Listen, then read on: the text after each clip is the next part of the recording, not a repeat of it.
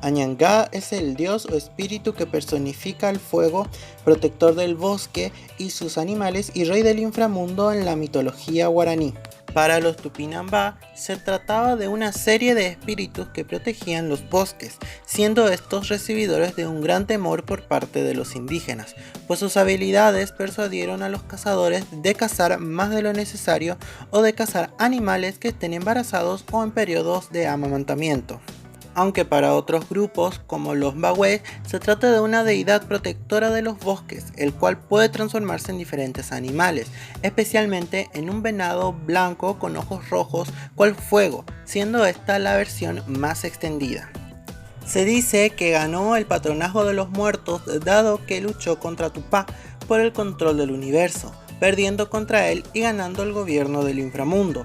Por esa razón, los mortales prestan especial cuidado en los ritos mortuorios, dado que pueden terminar como poras por capricho de Añangá, al estar estos mal hechos o mal ejecutados.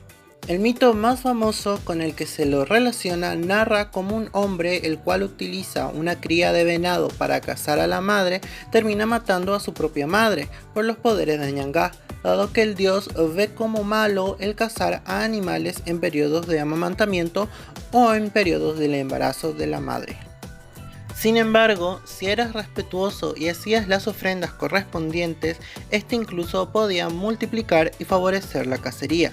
Algunos campistas además mencionan que cuando el fuego crepita, este estaba posado o protegiendo el campamento de los posibles peligros. Estaba casada con Tisé, diosa de la magia, quien enseña a los chamanes el arte de la adivinación. Al ser una deidad estrechamente relacionada con el fuego, especialmente el utilizado en los ritos mortuorios, se dice además que tiene miedo a Sukuyuwera, el espíritu protector de las aguas, el cual es considerado su enemigo.